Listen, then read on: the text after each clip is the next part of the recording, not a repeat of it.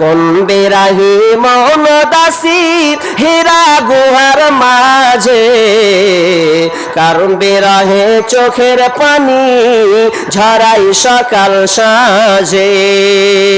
ছাড়লো বাড়ি কিসের আশা,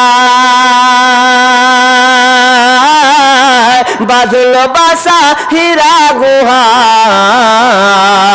ছাড়লো বাড়ি কিসের আশা, বাঁধলো বাসা হীরা গুহায়। কার বিরহে আকুল আশা অন্তরে তার বাজে, কোন বিরাহী মন দাসী হীরা গুহার মাঝে।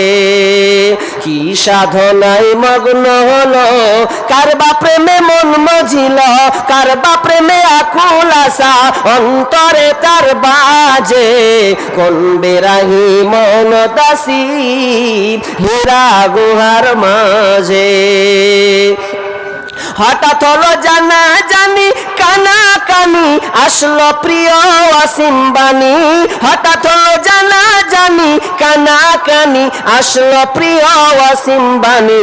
আধার ধরা আলো হলো কোরআন নূরের তাজে, কোন বিরাহী মন দাসী হীরা গুহার মাঝে, কোন বিরাহী মন দাসী হীরা গুহার মাঝে। কারণ বিরহে চোখের পানি ঝরাই সকাল সাঁঝে। এই সাধনার ফলে আল্লাহ সুবহানাহু ওয়া তাআলা কোরআন দান করলেন, যাতে দুনিয়াটা অন্ধকার, দুনিয়াটা এই আরবি জাহিলিয়াটা যেন দূর হয়ে যায়। এ করতে করতে করতে করতে আজ একটার পর একটার পর একটার পর একটা হতেই থাকে। এরপরে কি হলো, মেয়েদেরকে যখন পুঁতে দেওয়া হলো, কিভাবে পুঁতে দিত আল্লাহ বলছেন, ওয়াইদা বুশরা আহাদুহুম বিল উনসা যাল্লা ওয়াজহুহু মুসওয়াদ্দান ওয়া হুয়া কাযীম।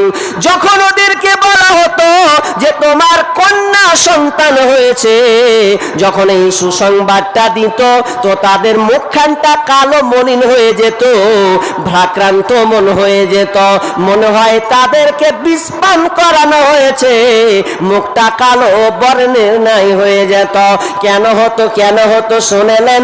জাহেলিয়াতের যুগ এত মানে খারাপ যুগ, যেই যুগটা নারীদেরকে দাসী হিসাবে ব্যবহার করা হতো, চাকরানি হিসাবে ব্যবহার করা হতো, মেয়েকে জায়গায় জায়গায় জায়গায় ধর্ষণ করত, পেটে সন্তান থাকলে চিড়ে বের করা হতো, এতটা নির্যাতন দেওয়া হতো।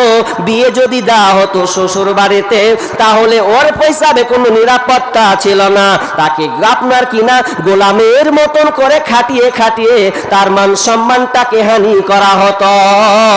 এত বর্বর জঘন্য। এই জন্য প্রত্যেক বাপ বলতো, মেয়েকে পুঁতে দেব, মেয়েকে মাটিতে পুঁতে দেব, তার চাই 4 দিন 5 দিন কানব, এটা আমার ঠিক আছে, কিন্তু আমার মেয়ে আমার সামনে যতদিন বাজবে সে তো গোলামি করবে, তা থেকে আবার মেয়েকে মেরে ফেলে দেয় ভালো। মিনাল কওমি মিন সুই মা বুশিরা বে। যখন মেয়ে কন্যা সন্তান হতো রে, তখন তারা নিজের সম্প্রদায় থেকে আড়াল হয়ে যেত। না না না, আমার মুখখানা আমি দেখাবো না, আমার গ্রামের লোক বলবে ফোটেং, এ আব্দুল জব্বার তোর তো বেটি হয়েছে রে, এ আমার খালা বলবে, মাসি বলবে, আমার প্রতিবেশী বলবে তোর কন্যা সন্তান হয়েছে। এই মুখখানটা রাখবো কোথায়? এ লজ্জার ভয়ে, মানহানির ভয়ে তার নিজেকে লজ্জিত হয়ে গ্রাম ছেড়ে অন্য কোথাও সে পালিয়ে যেত, আর নিজেকে গ্রামে থাকার চেষ্টা করতো না। এদের তারপরে কি করতো? ইয়াতাওয়ারা মিনাল কওমি মিন সুই মা বুশিরা বি আয়ুমসিকু আলা হুনিন আম ইয়াদুসসুহু ফিত তুরাব। সেই মেয়েটাকে রাখবে না মাটিতে পুঁতে দেবে? মেয়েটাকে বাঁচিয়ে রাখবে না জীবন্ত কবর দিয়ে দেবে? আলা শাআ মা ইয়াহকুমুন। যারা সিদ্ধান্ত নিত, ওরা যেটা সিদ্ধান্ত নিত ওটা কত নিকৃষ্ট, কত খারাপ না সিদ্ধান্ত। মেয়ে রাখবো না পুঁতে দেব, আচ্ছা, এখন যদি আপনাদের মেয়ে 18 বছর 19 বছর হয়, আর ওই মেয়েটা যদি হাজি, ওকে ভালো করে মানুষ করলেন, লালন পালন করলেন, বড় করলেন, ভালো করে পড়ালেন, ইউনিভার্সিটি আর কলেজ আর যেই সেই করে দিয়ে আপনি আশায় টেঙে আছেন যে আমার মেয়ের একখানটা ভালো জামাই দেখে বিয়ে দিব রে, এই আশায় নিয়ে আসেন। আচ্ছা, ওই মেয়েটা ফুরুম করে একজনের হাত ধরে পালিয়ে গেল। আচ্ছা, পালিয়ে যদি যাই আর বাপ যদি শুনে, খুশি হবে না রাগ করবে? রাগ করবে। তাহলে অটোমেটিক রাগ আসবে।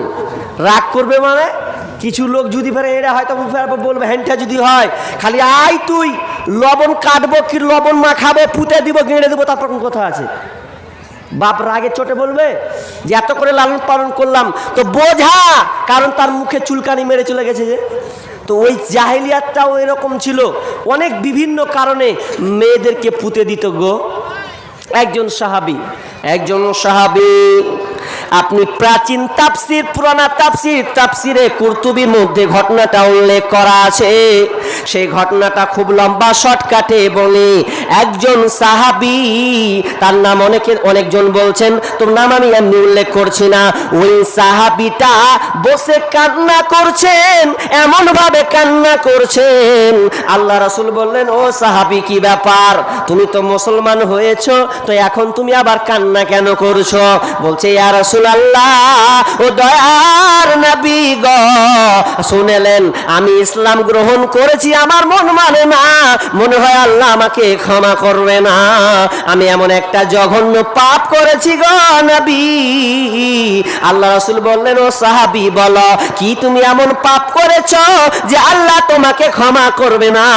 অথচ তুমি যত আগে যত পাপ করেছো, কালমা পড়েছো, আল্লাহ পূর্বের পাপ তোমার ক্ষমা করে দিয়েছেন।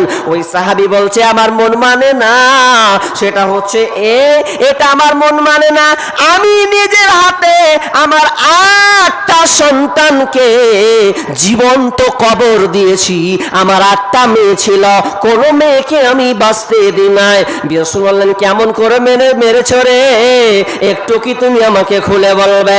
ওই সাহাবীটা বললেন, ইয়া রাসূলুল্লাহ, মায়া আমার লেগেছিল, কিন্তু পরিস্থিতির কারণে আমি আমার কোনো মেয়েকে আমি বাঁচতে দিই নাই, সব কটাকে আমি জীবন্ত কবর দিয়েছি। যখন আমি একটা মেয়ে ছিল, আমার স্ত্রীকে বলেছিলাম, দেখ এর যদি মেয়ে হয় তো মেয়েটাকে মেরে ফেলে দিবি, ছেলে হলে রেখে দিবি। আমি বিদেশে চলে গেছিলাম অনেক বছর, প্রায় কয়েক বছর পর আমি যখন বাড়ি আসলাম, বাড়ি আসার পর দেখছি একটা ফুটফুটে সুন্দরী মেয়ে, একদম সুন্দর চেহারা, এত অপূর্ব চেহারা, আমার কন্যা আমাকে আব্বা আব্বা ডাকছে। তো আমি বললাম, এটা আবার কে? আমার বিবি তো বলেছে মেরে ফেলে দেওয়ার কথা বলেছিলাম, তো এ আবার কে? বিবি বলছে, স্বামী আমার, আপনার কথা আমি রাখতে পারিনি, কন্যা সন্তান হয়েছে, সুন্দর একটা চেহারা দেখে আমার খুব মায়া হয়েছে, এই জন্য আমি তাকে মারি নাই। এবার তো হাই উতাস হয়ে গেল, আহারে গ্রামের লোক কি বলবে, আমাকে চুলকানি দেবে, আমাকে কত আপনার নোংরা কথা বলবে, আমাকে মানুষ টিটকারি মারবে, তো কি করা যায়? মেয়ে যখন আব্বা বলে ডাকে, জান আপনার ভেতরটা ঠান্ডা হয়ে যায়, কলিজা আমার ঠান্ডা হয়ে যায়, আব্বা ডাকটা কি মধুর। এরপরেও আমি মানতে পারলাম না। কিছুদিন থাকতে থাকতে, কয়েক মাস হতে আমি ভাবলাম না, মেয়ে বড় হলে মেয়ের মানহানি, সম্মান নষ্ট হবে।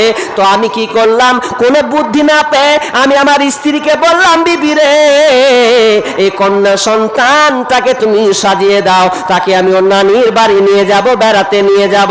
স্ত্রী সুন্দর করে সাজিয়ে দিল। সাজিয়ে দেওয়ার পর যখন ওই মেয়েটাকে নিয়ে যাওয়া হলো, মরু প্রান্তর নিয়ে যাওয়া হলো, নিয়ে যাওয়ার পর যখন আপনার ভিতরে মরু প্রান্তে চলে গেছে, বিবি আপনার মেয়েকে বলছেন, বেটি রে চলো আমরা এই মুখ খুঁড়তে লাগি। সবাই দুজন মিলে খুঁড়তে আছে, গর্ত খনন করতে আছে। আমার দাড়িতে লেগেছে, ইয়া রাসূলুল্লাহ, আমার মেয়ে আমার হাতে আমার দাড়িগুলোকে ঝেড়ে দিচ্ছে। আহা কত সুন্দর আমার মেয়ে, আমার দাড়ি থেকে আমার ধুলোগুলোকে ঝেড়ে দিচ্ছে। এরপরেও গর্ত করে দেওয়ার পর যখন পুরো গর্ত হয়ে গেছে, গর্ত যখন হয়ে গেল, আমি মেয়েটাকে ধাক্কা মেরে নিচে ফেলে দিলাম। তখন আমার মেয়েটা আব্বা আব্বা বলে ডাকছিল, আব্বা জান আপনি আমাকে কেন ফেলছেন?